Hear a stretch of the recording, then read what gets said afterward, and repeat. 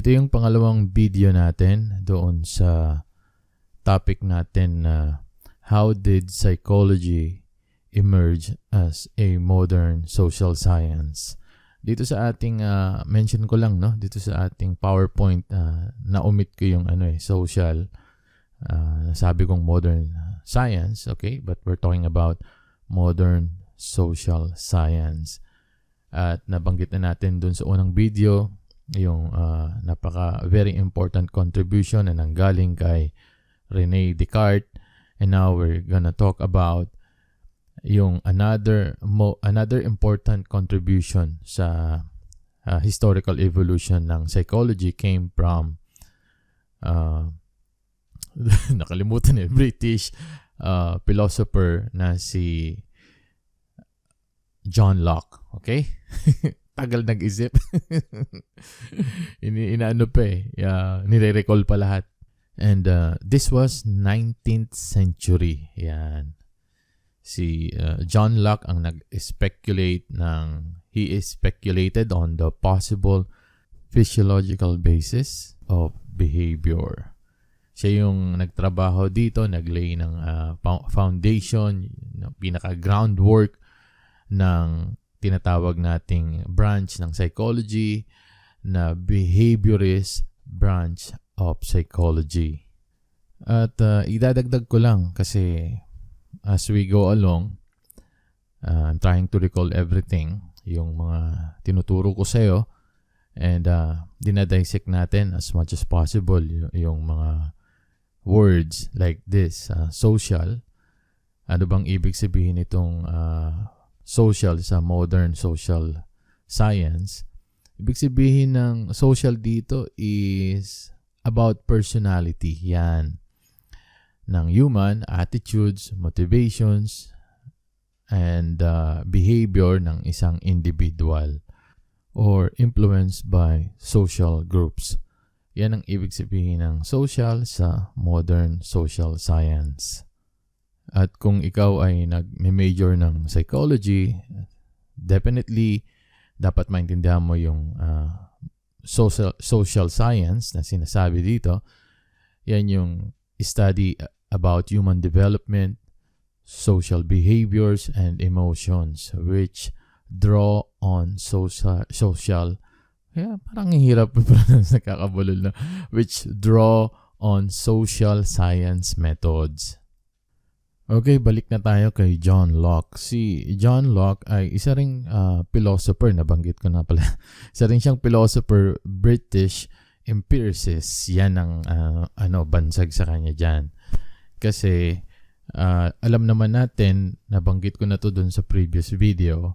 Kung napanood mo, 1854 ang unang nag-brought up ng ganitong klaseng theory na about kung bakit tinawag na empiricist or empiricism ay si Gustav Fechner noong 1854. Ngayon nasa 19th century na tayo na ang ibig sabihin ay yung empiricism ay it states that knowledge comes only or primarily from sensory experience.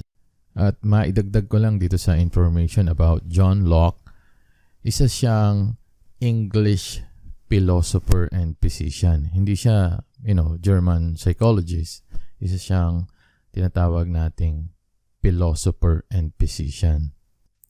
At now na meron na tayong magandang introduction kay John Locke at kung ano yung na-contribute niya sa psychology is yung tinatawag nating behaviorism. Yan yung or behavioral psychology, but also known behaviorism. Okay? Ang theory niyan is based on the idea that all behaviors ng mga pag-uugali natin, behavior natin ay na-acquired through conditioning. And behaviorism, pag pinag-usapan natin yan, meron yung sariling origins na pinanggalingan. Of course, ang galing yan kay John Locke. And John Locke believed that the human being, tayo, na was born innate, as a tabula rasa. That meaning tabula rasa, ang ibig sabihin niyan is mentally, a human infant was a blank slate. Walang alam. Okay? Totally blank with no prior knowledge or ideas.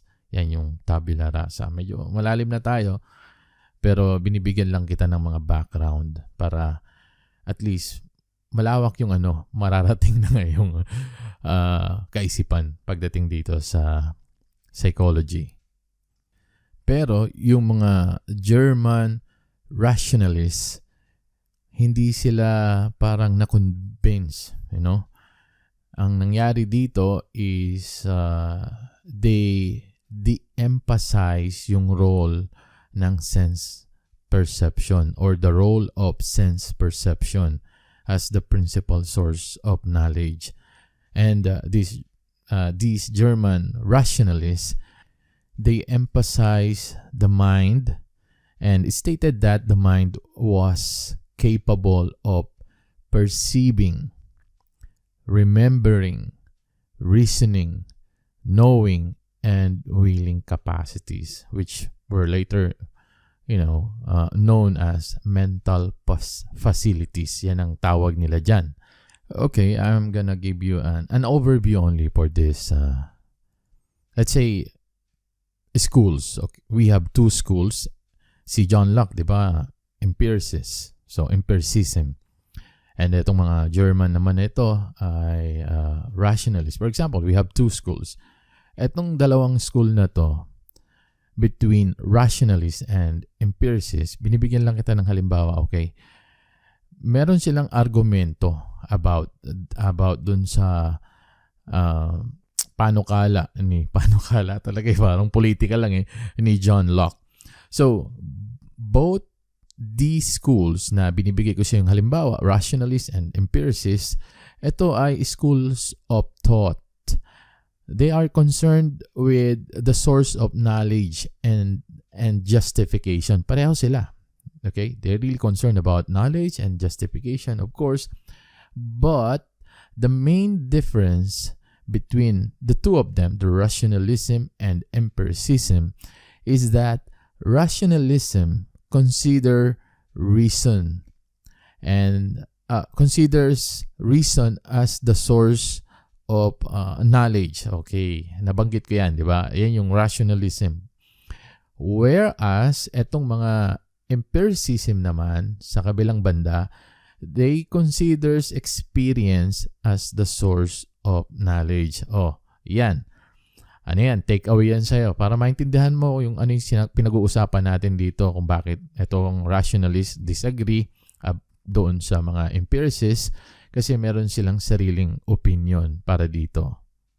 At dumako naman tayo doon sa isang philosophical question such as, do people have free will or are their actions determined by external forces? Ba? Parang lalim, no? So, okay.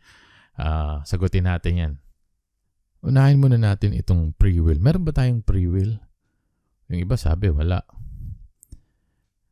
Alam nyo, yung free will sa philosophy at sa science, ito yung kakayahan mo. Yung kapasidad mo bilang human being na makapagdesisyon sa sarili mo or to perform actions independently. Yan yung free will. Nasa sa'yo na kung meron kang free will o wala. Pero yan yung definition sa philosophy and science. And now, at least itong debate na to, argumento na to, way back 18th century pa to eh. One of the most central questions of human existence has been whether we have free will or not. So, ito yung tatalakayin natin. Meron ba o wala? Pero before na sagutin natin ang sarili natin or itong katanungan na to, if we have free will, kailangan muna nating maintindihan kung ano ba talaga ang ibig sabihin nito. We must understand what exactly we mean by it. Let me give you an example. A quick example, a very straightforward and common example. Halimbawa, if our choices are predetermined, kumbaga, na-desisyonan na, nahusgahan na, wala kang free will. We don't have free will kung ganun ang mangyayari. Otherwise, we do, of course. Because dito sa sitwasyon na to, in a particular sentence is, yung choice mo are predetermined na. Kapag ganun ang nangyari, wala kang free will. Do you understand? But watch out dun sa word na predetermined. Meron siyang prefix na PRE, no? So meaning to say, although it's redundant entirely, yung predetermined choice mo ay determined na by definition. So, ang tanong dito is, all determined choices can be regarded or considered, meaning considered as predetermined as well. So, yun yung big question first na kailangan nating ma-dissect. They always result from dispositions or necessities that precede them. So, now, therefore, what we are really asking is simply whether our choices are determined. Tandaan mo, para maintindihan mo if we have free will or not based on the definition, kailangan mo maintindihan kung ano yung pinagkaiba ng determined and predetermined. So, yung predetermined ay napag-usapan na in advance. Therefore, napag-desisyonan. So, yun yung determined. Kung baga is sinet up ka ng mga kaibigan mo, blind date, na hindi naman naaayon sa kagustuhan mo, tapos, itong setup na to ay tinatawag na predetermined, meaning in advance. Yun ang ibig sabihin yan. So, wala kang choice, di ba? Wala kang free will doon. Kasi, it was set in advance. Now, medyo mahirap intindihin, but if you try to dig into the detail about determined, if our choices are always determined anyway, so, anong ibig sabihin nito? What does it mean to talk about free will in the first place, right? Parang nakakalito. So, if you think about it carefully, the answer is yung self-evident sa sarili mo, not the decision of others. For example, we have a free will if our choices are determined by that which we experientially identify with. Anong ibig kong sabihin dito? Let's say you you taste a food and you identify the taste and it is your own preference. So, you consciously felt sa sarili mo na ikaw yung kumbaga nagdesisyon. I like this food, I like the taste, this is my preference. Do you understand? Did you get the idea? In the sense that you regard them as expression of yourself. Like, for example, nag-brand ka ng isang bagay at ikaw yung gumawa. Baga, parang na-express mo yung sarili mo doon. So, itong mga choices na to, they are determined by your felt, how do you taste the food, the preference of you for the food. For example, I'm giving you an idea. Parang napakahirap din magbigay ng example. Pero nasa isip ko kumbaga, madali lang isipin mga freedom fighter natin. Meron silang free will. Laging sinasabi nila, free will ito, free for freedom. So, yun yung to express themselves. Kapag na gano'n nangyari, yun tinatawag na self-evident. Pero kung ibang tao magdedesisyon para sa buhay mo, like for example, yung sinabi ko, blind date, sinet up nila, or they did something na surprise for you. So, wala kang dun parang hindi mo yun saklaw. So, you will be surprised that they set up, which is you don't like it, whether you like it or not. So, you don't have free will in that. So, that is the main difference. I'm trying to explain. So, in-explain ko lang sa'yo na maraming tao na Tulad nung sinabi ko, pag tinaste mo yung food, nilasahan mo yung food, base sa panlasa mo, base sa timpla mo, base sa branding mo. So parang may free will na ang dating, di ba? Pero nakalimutan mo ba yung binanggit ko na example, yung parang predetermined? So meaning it is determined. Kasi katulad nung nabanggit ko na example na sinetap ka ng kaibigan mo, yung pala, hindi mo naman gusto yung setup, parang wala kang free will. Kasi nangyari na, di ba? It has happened in the past, meaning previous. So meaning, yung setup na yun, whether you like it or not, so this is the setup. So wala kang choice kasi predetermined siya. And that predetermined is determined by your friends. So anything that you choose, anything that you like, it is determined by the previous experience, by your brain. It's determined by your brain. Like yung panlasa, nalasahan ko to, determined yan ng brain mo. So wala kang free will in a sense kasi kung isusuma total natin because it always defined by our mind. And that mind is an accumulation or development na tinatawag that is determined by the history of our intellectual experience. So anything that you do in life, for example, another example, para maraming example, madaling maintindihan, di ba? Inuulit ko, whatever you do in life, it feels free. Parang yun ang pakiramdam mo, but it is determined. So that's why they are saying there's no free will. Listen, ito yung medyo nakakatawa dito eh. Kung nabubuisit ka na, parang paulit-ulit naman to si Sarah. At talagang inuulit-ulit ko. So nabubuisit ka na, nagagalit ka na, angry ka na, boring na yung topic. So yun, meaning to say that angry, yung kinabubuisit mo, kinagagalit mo is determined. So there's no free will because there is a debate here about free will and determinism. So anything we do in life is determined. So how can we have free will? It feels like we have our own free will because we do what we want. Like I can kick the ball right now, I can flip the laptop right now, you can turn off the computer right now because you don't like the subject, it's pretty boring. So those are determined. So whether you like it or not, it is determined. And to give you the proof, hindi ako nagsabi niyan, it was 18th century Baron d'Holbach, he said, none of our actions is actually free. That is what he said. Anyways, let's go back to the main question.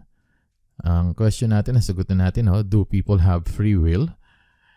Or are their actions determined by external forces? Sabi ko, sagutin muna natin yung free will, pero natouch ko na rin yung etong determined or are their action determined by external forces? So nasagot ko na tong buong question na to. At gusto ko lang idagdag, although nasabi natin dun sa introduction about John Locke, 19th century, John Locke lives in 1600s and namatay siya noong 1704.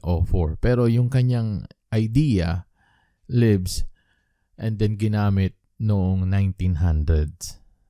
Do you understand? So that's why they said 1900s, including John Locke, one of the most important contributions from philosophy came from the British empiricists in the 19th centuries kasi si John Locke ay isang British.